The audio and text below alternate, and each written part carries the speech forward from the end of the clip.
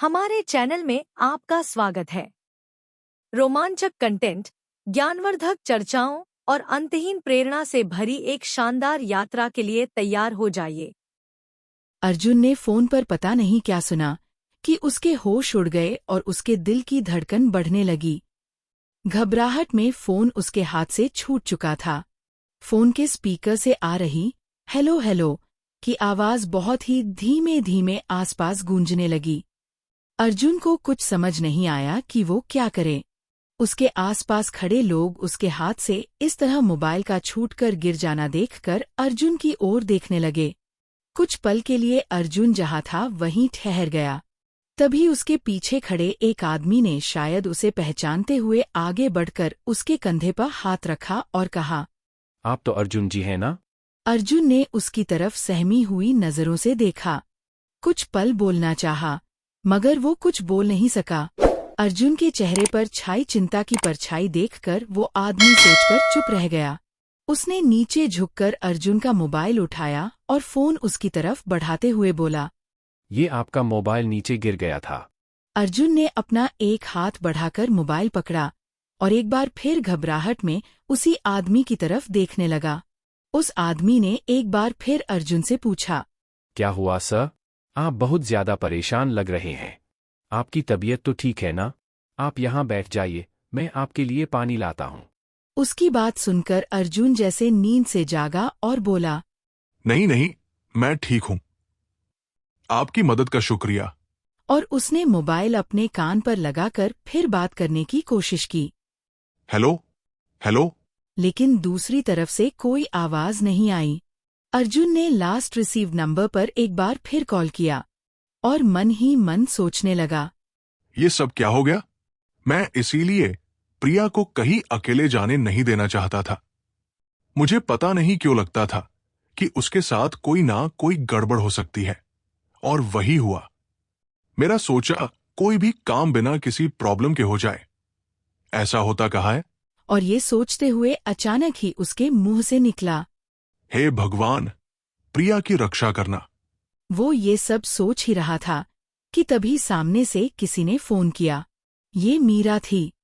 मीरा ने जैसे ही फोन उठाया, अर्जुन ने घबराते हुए उखड़ती हुई आवाज में कहा, हेलो मीरा, क्या हुआ? तुम लोग कहाँ हो? मुझे बताओ। कोई ज्यादा चिंता की बात तो नहीं है ना? उधर से मीरा ने रोते हुए जवाब दिया, नहीं नहीं, कुछ भी ठीक नहीं है। अर्जुन, तुम जल्दी से यहाँ आ जाओ। एक कार ने हमें टक्कर मारी है। मैं सड़क पर गिरी हुई हूँ। प्रिया खून से लथपथ सड़क पर पड़ी है। यहाँ लोगों की भीड़ जमा हो गई है। प्लीज तुम जल्दी से यहाँ आ जाओ। अर्जुन ने उसका जवाब सुनकर बिना एक पल गवाए कहा, तुम चिंता मत करो मीरा, मैं तुरंत वहां पहुंच रहा हूं। पर यह सब कैसे हो गया? और तुम हो कहाँ? मीरा ने दर्द से कराहते हुए कहा, क्लिनिक से निकलकर सड़क के दूसरी तरफ जा रहे थे, तब एक कार तेजी से चलते हुए आई और उसने हम दोनों को टक्कर मार दी। थोड़ा पीछे थी इसलिए मैं साइड में हो गई, पर प्रिया। अर्जुन ने उसकी बात काटते हुए जोर से चिल्लाकर कहा, लेकिन प्रिया, प्रिया क्या? मीरा, क्या हुआ है प्रिया को? वो ठीक तो है ना? ज्यादा चोट तो नहीं लगी? मीरा ने और ज्यादा दबी हुई आवाज में कहा, प्रिया को बहुत ज्यादा चोट लगी है। कार सीधे उससे टकराई है। वो सड़क पर बेहोश पड़ी है। उसके चारों तरफ खून ही खून है। तुम जल्दी आ जाओ। फिर अगले ही पल मीरा बोली, वेट अ मिनट अर्जुन, शायद एम्बुलेंस आ गई है। किसी ने 108 पर कॉल कर दिया होगा।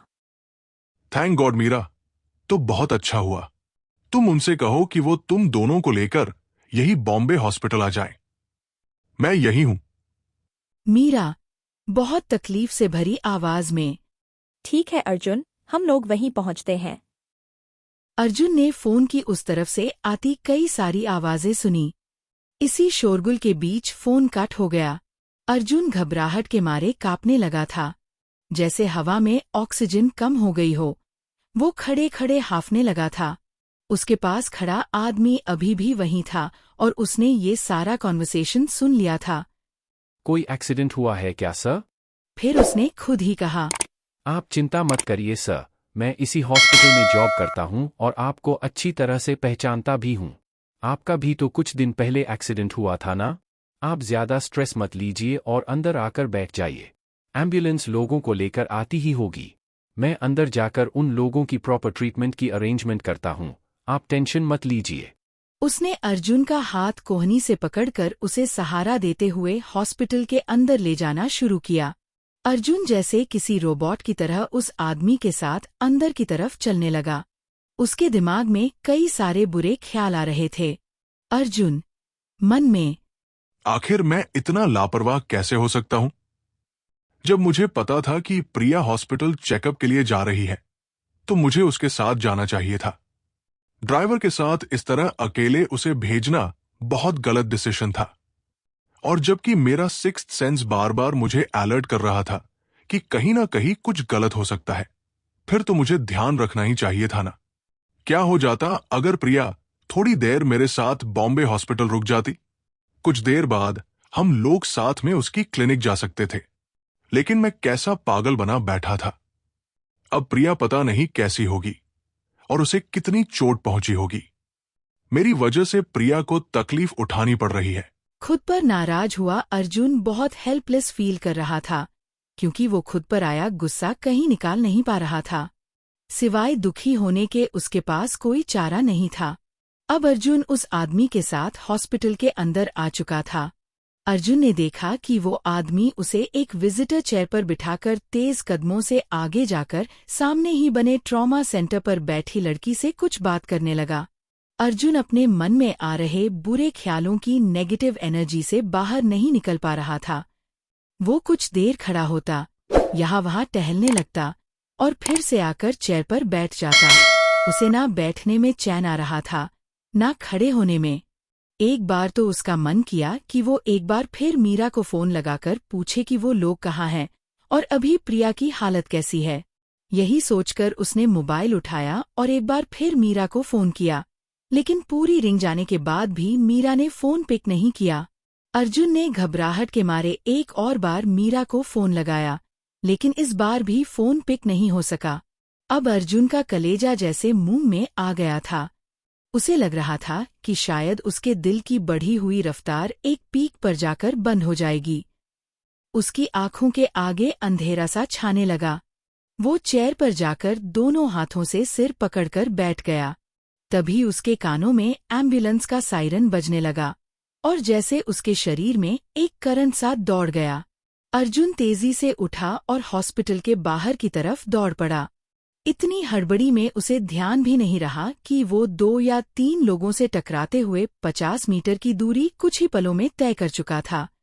वो एम्बुलेंस आकर हॉस्पिटल के गेट पर खड़ी हो चुकी थी। अर्जुन घबराहट के मारे एम्बुलेंस का दरवाजा खुलने में लगने वाले वक्त को भी सदियों जैसा फील कर रहा था। एक वार्ड बॉय ने आकर एम्बुलेंस का दरवाजा खोला और अर्जुन ने देखा कि उस एम्बुलेंस में कोई और है। अर्जुन की घबराहट बढ़ते बढ़ते इतनी ज्यादा हो गई थी कि वो बिना सोचे समझे उस वार्ड बॉय पर चिल्लाया और बोला, ये तो कोई और है। प्रिया कहाँ है? तुम मेरी प्रिया को लेकर क्यों नहीं आए? वो वार्ड बॉय हैरानी से अर्जुन की तरफ देखने लगा। फिर उसने बड़ी लापरवाही से जवाब दिया, कौन प्रिया साहब? मैं किसी प्रिया को नहीं जानता। मुझे तो हॉस्पिटल से इन अंकल जी को लाने के लिए कहा गया था और मैं उन्हें ले आया हूं। आपकी प्रिया किसी और एम्बुलेंस में आ रही होगी। और फिर इतना कहकर मजाक उड़ाने वाली नजर से अर्जुन की तरफ देखते हुए बोला, चलिए हटिए यहां से। रास्ता छोड़िए, जरा साइड में खड़े होकर आपकी प्रिया का रास्ता देखिए। भैया, ये हॉस्पिटल है। यहां दिन भर एम्बुलेंस आती जाती रहती है। उस वार्ड बॉय ने एम्बुलेंस के अंदर स्ट्रेचर पर लेटे आदमी को एक दूसरे आदमी की हेल्प से नीचे उतारना शुरू किया। उसका जवाब सुनकर अर्जुन को भी समझ आया कि जल्दबाजी में उससे गलती हो गई है। निराशा से भरा हुआ अर्जुन एक तरफ हटकर खड़ा हो गया और उसकी नजरें हॉस्पिटल के बाहर की तरफ जम गईं।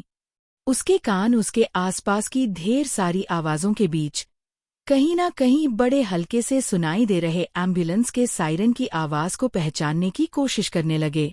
अभी तक सैकड़ों सवाल सागर की लहरों की तरह अर्जुन के दिमाग में एक दूसरे से ऊपर उठते, टकराकर फिर यहाँ वहाँ फैल जा रहे थे।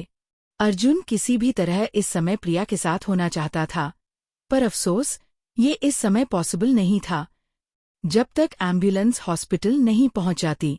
आमतौर पर पूजा पाठ और भगवान में भरोसा न रखने वाला अर्जुन सड़क के उस पार बने मंदिर की तरफ देखकर अपने दोनों हाथ जोड़कर खड़ा हो गया और मन ही मन कुछ बुदबुदाने लगा।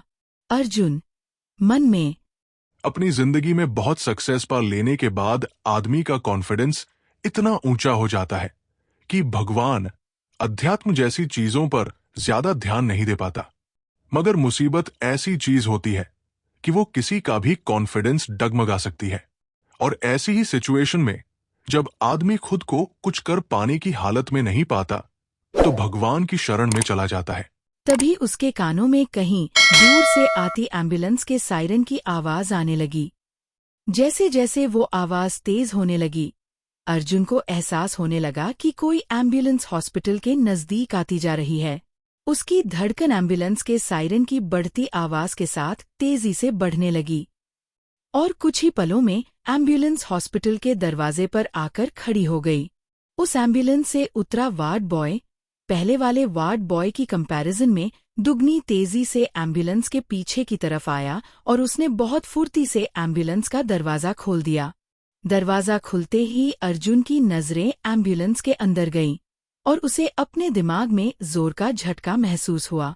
एम्बुलेंस के अंदर स्ट्रेचर पर खून से लथपथ प्रिया बेहोश पड़ी थी और उसके साइड में बैठी मीरा अपना पैर थामे रोती हुई नजर आ रही थी। अर्जुन को देखकर वो और जोर से रोने लगी।